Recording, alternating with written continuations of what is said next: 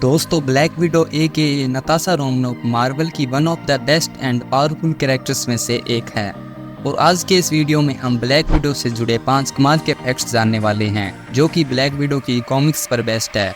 और अगर आप इस चैनल पर नए हैं तो इस रेड वाले बटन को वाइट कर दीजिए। So without wasting any more time, let's begin the countdown with fact number 1।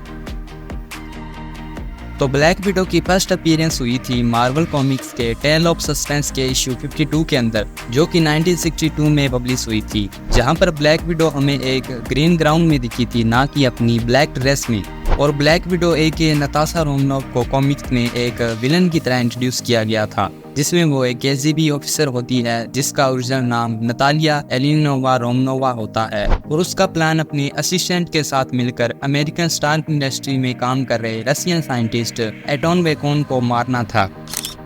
Fact number 2। तो आखिर नताशा रोमनोव को ब्लैक विडो क्यों कहा जाता है? अब नाम को सुनकर तो आपको यही लगता होगा कि कॉमिक्स में उसका एक पति था जो कि मर गया और उसकी विडो यानी विधवा बन गई, लेकिन ये पूरी तरह से सच नहीं है। तो बेसिकली वो विडो है अलेक्सी शोस्ताकोव की, जो कि रसिया का एक बहुत ही बेहतरीन टेस्ट पायलट होता है। और उस पर सीक्रेटली रशियन अपना सुपर सोल्जर प्रोग्राम चलाने के लिए नताशा से झूठ बोलते हैं कि वह मारा गया, और वहीं से ब्लैक विडो के रूप में जानी जाती है।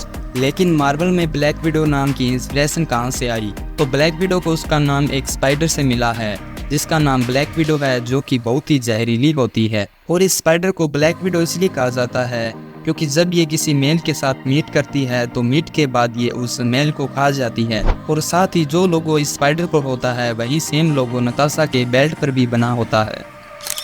Fact number 3।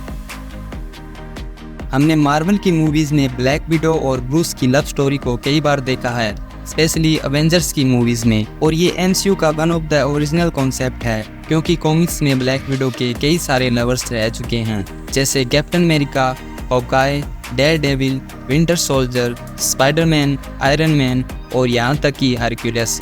Almost black window Marvel के सभी सुपर हीरोज के साथ रिलेशनशिप में रही है, पर कॉमिक्स में ये कभी भी हल्क के साथ दिखाई नहीं दी। वहीं MCU में हमें हल्क और नताशा की एक लव स्टोरी देखने को मिली है।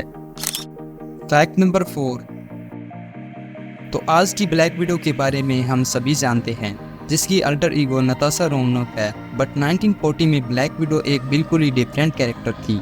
1940 में ये जो ब्लैक विडो थी उसकी अल्टर ईगो थी क्लैरवॉयंट। और ब्लैक विडो के इस वर्जन के पास एक सुपर पावर भी थी, और वो सुपर पावर ये थी कि ये वाली ब्लैक विडो किसी भी इंसान के फोरहेड पर टच करती थी तो उस इंसान के फोरहेड पर एक ब्लैक विडो का मार्क बन जाता था, और उस मार्क की वजह से ब्लैक विडो उस इंसान को मार देती थी। Fact number 5। ब्लैक विडो एक प्रोफेशनल असैसिन है जिसने की हर तरह की फाइटिंग स्किल है, एंड वो हैंड टू हैंड कॉम्बैट में काफ़ी ज़्यादा खतरनाक है। और ये सारी की सारी ट्रेनिंग ब्लैक विडो को उसके सोवियत यूनियन के ब्लैक विडो प्रोग्राम में मिली थी। इतनी बेहतरीन फाइटिंग स्किल होने की वजह से ऑब्वियसली उसका कोई मास्टर तो जरूर होगा। तो आपको जानकर हैरानी होगी कि ब्लैक विडो को इतनी प्रोफेशनल ट्रेनिंग देने वाला कोई और नहीं बल्कि विंटर सोल्जर था। जी हाँ, बिल्कुल, कॉमिक्स में ब्लैक विडो को विंटर सोल्जर ही ट्रेन करता है, क्योंकि सोवियत यूनियन ने विंटर सोल्जर का ब्रेन वॉश किया था और विंटर सोल्जर को अपने जैसे और सोल्जर बनाने के लिए रख लिया था। और इसी ट्रेनिंग के दौरान ब्लैक विडो और विंटर सोल्जर को एक दूसरे से प्यार हो जाता है। तो ये थे ब्लैक विडो से जुड़े 5 कमाल के फैक्ट्स। आई होप कि आपको वीडियो पसंद आई होगी, और अगर आई है तो इसे लाइक करें और चैनल को भी सब्सक्राइब कर लें ताकि ऐसी कमाल की वीडियोस आप तक आती रहे।